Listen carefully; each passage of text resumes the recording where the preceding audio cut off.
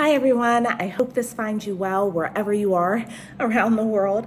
I wanted to make another quick clip for all of you based on a question I just received from another fantastic educator, and it's actually in response to the last video I shared last week. So if you haven't checked out that video, you might want to, as this follows up on that.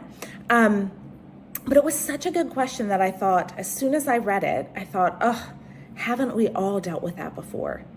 And so the question was around, in follow-up to asking positive presuppositions, right? We know in the last video we talked about how our words matter when asking questions. However, this fantastic educator said, and I should note, they even said, I'm kind of embarrassed to ask this, but, but what do you do if the student just doesn't answer, like just doesn't say anything? And so first of all, I said, hey, do not be embarrassed. I think all of us have been there, right? At some point, maybe even at many points, where all we get in response, even after beautifully wording a question, we just get crickets, right? What do we do? And so one thing I want to lift up is something that I think all of us have probably heard of as educators, but way too often we underestimate it. And that's wait time, right? It can sound so simple, but too often we don't do it because it doesn't always feel simple in the moment. It often feels awkward, but embrace the wait time, embrace the wait time. These days, as I'm visiting schools all around the world, most of the time, there's at least one, if not many, what I call learning lab sites, what some of you might also call demo lessons. Like I go in and teach, and teachers get to watch and experience. And so this is something that I can tell you in almost every single debrief after a lab site, a teacher brings this up. They say, wow, Tanya, I notice you really gave such rich, like ample wait time. And that's something I want to try too. Like I noticed then the students came back with such thoughtful answers because you waited. And I have to say that's not something that I'm just fantastic at or something that's always been something I did well. It's definitely something I had to be really cognizant of. I had to be super intentional about it. And with practice, now it's become my norm, right? And so I just want to encourage all of you to do that too. Embrace the wait time. We have to remember that learners are processing, right? Whether they're a young child, a teen, they're processing whatever we just asked them. And we might have asked the question to loads of students in the past. So to us, it's like boom, boom, boom, right? But to them, it's not. They're thinking, and thinking takes time. So give them that time, and longer than you think. Like 30 seconds, like count in your head silently if you have to, just wait. And typically, especially when we ask those positive presuppositions like we talked about in the last video, they will come up with something so insightful because they've had the time to process and think.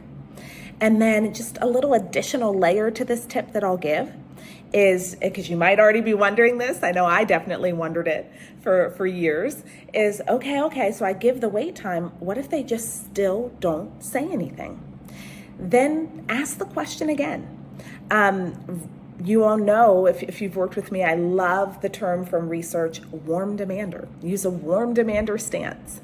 And so you've hopefully have already developed relationships first, always. So you have that warmth and trust. And then with that, you can have that active demandingness to be like, I'm just going to ask again. I have high expectations for you. I see you, right? And so when you restate the question, restate it the same way. So that's my final little tip. Don't switch up the wording. And too often without meaning to, that's exactly what we do. So, if our positive presupposition was something like, how did this change the way you think? And then we wait. And then if they still say nothing, we're like, I'm just wondering if maybe what happened affected the way you think. Like, do you think it affected or shifted the way you think? And like, we just keep changing it and asking in different ways because we're a little bit panicked. That might be too strong of a word, but maybe not. We're kind of like, oh dear, they're not saying anything. What else can I do? So instead, just restate it in the exact same way. So how did this change the way you think? And of course, with that warmth, and wait. Because often it's still just they need that processing time. Now, knowing many of us working with plurilingual students, multilingual students, you also might want to incorporate some translanguaging. And even if you're monolingual, don't forget that body language is translanguaging. Body language is a language. So maybe you add a key gesture or something that helps get it across if needed, right? When restating that question in the same way.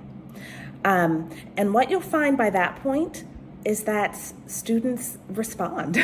They've had time to think, you're there being supportive, maybe even providing a little bit of light translanguaging if needed.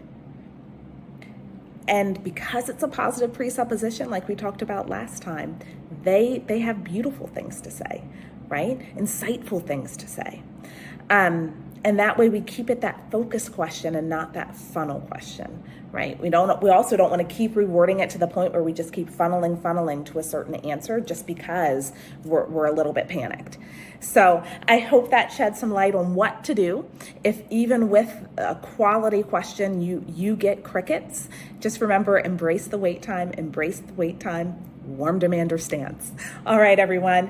Hopefully we'll get to see each other again soon. And wherever you are, as always, I hope you're having a wonderful day. See you later.